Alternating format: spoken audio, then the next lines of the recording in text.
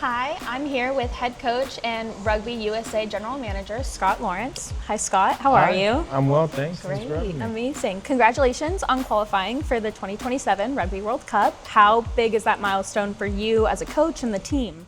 Yeah, it's one. It gives us a clear path. It's the next 6 years that we can grow and develop towards a 2031 Home World Cup. So they say that a marathon begins at mile 18. So we feel like we've got the first 18 miles in, and now the work is to finish it. So yeah, it's a step along the way. Amazing. And how does that next 6 years look for you? I know you have Project Moonshot. Can you tell us a little bit more about that and that road?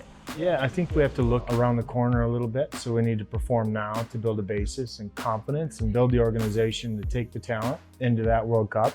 At the same time, we need to give experiences to the group that's coming up behind. And that's where the general manager role comes in, as we actually looking at our pathways and competitions that are going to build those players to be ready for 2031. And the pool draw happens this November.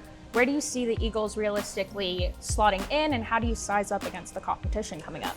I think they do the pool seedings based on your world ranking. So we're sitting at 16 now, and the tiers go up to 12, and then to 18, and then to 24. So we want to stay in that 12 to 18 range. So it's important for us to perform now in November, and then we'll start to roll in younger players and look forward. But for now, we're looking at that performance. So we're trying to stay there, 16, 15, stay in that range.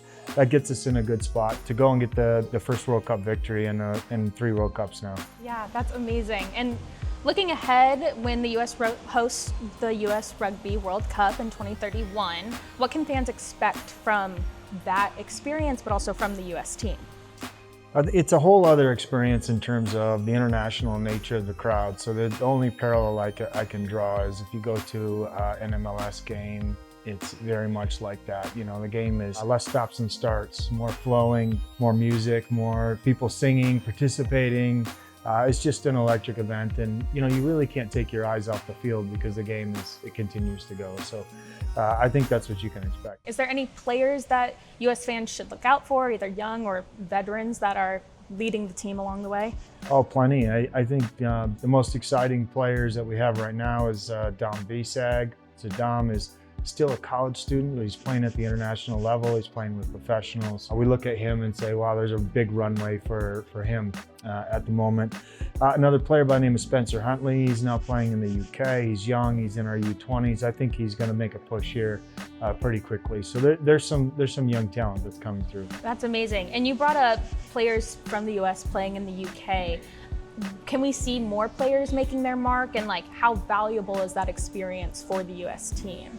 I think it's especially in those leagues where they play with international players from around the world.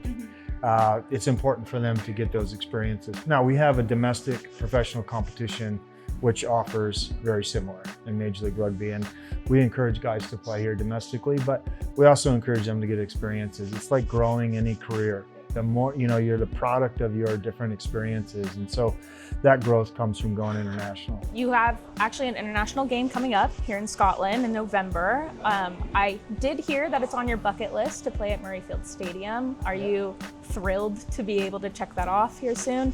Yeah, it's one of the historic places in the sport. And it was my first international game I went to as a fan, as a spectator, was Scotland-Wales during the Six Nations. And I just remember the day and the walk up to the stadium and the atmosphere and the singing between the Welsh and the Scottish. And it's just one of those places where, it's probably on everybody's list to coach or play at one point in their life. So we won't get too wrapped up in the moment. I'll pinch myself early in the week, maybe go to the stadium, and then try and do our best.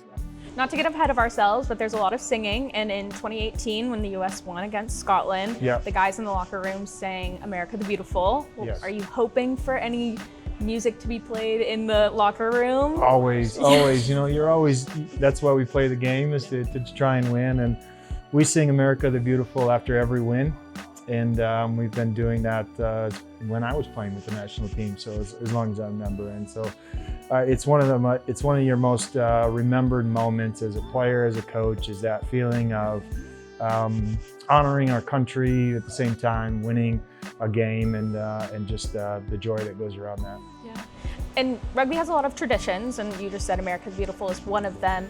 Do you have any traditions that has followed you through your rugby career that you kind of keep up with as a coach? That's a great question. I think one of the things that I appreciate about the sport is the sharing of, we call kit. Oh, yeah. So jerseys and shorts and, that kind of stuff. Yeah. And, we still, most of us to this day, have a closet somewhere in our house or a box that says, I got this tie from when I was here in the world, or, and those things are good to remember. They bring back good memories and see.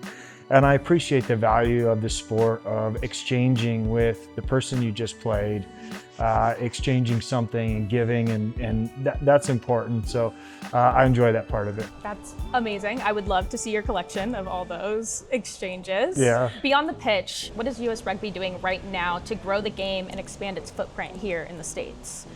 So I think there's a number of things. So it's multidimensional, but the biggest one I talk about is a partnership with Major League Rugby, which is called Imagine Rugby, and it's about getting into middle schools and elementary schools and introducing the sport and getting kids hands on the ball and growing coaches and putting them out in the community. So I think that's a really big initiative.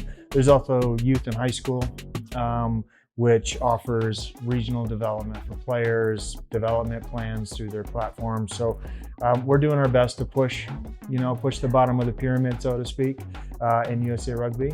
And at the national team level, we want to be a team that they can be proud of, that they aspire to, which keeps kids engaged in the sport. Is there any advice that you would give those kids that you're trying to reach out to who maybe are seeing you for the first time or hearing about those opportunities? Any advice you would give them on their rugby career?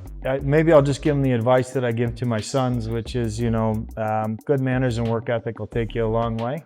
And I think the sport teaches you that. And so, have good manners, enjoy the sport, work hard, be humble, and usually good things will come your way. If rugby doesn't work out, those things will still work for you in life. That's great advice. I definitely think that would follow someone throughout their whole life. On a lighter note, which Premiership Rugby or URC, our top 14 club, do you personally enjoy watching or even consider yourself a fan of? I think if you look in the Premiership right now, Bath is playing awesome rugby, and so they're enjoyable to watch. I like watching Bristol because our 10, AJ McGinty, is there. So the Bears playing exciting. They play from everywhere, less kicking games. So I enjoy watching them.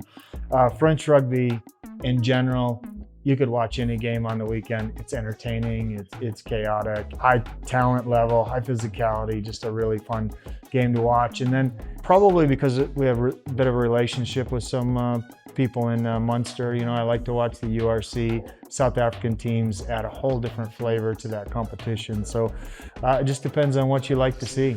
Yeah, that's so exciting, and it's been so much fun talking to you. I'm so excited to see where US Rugby is in 2031, hopefully on that winners panel. Yeah. And it's been great talking to you. Thank you so much. Thank you. Thanks for having me.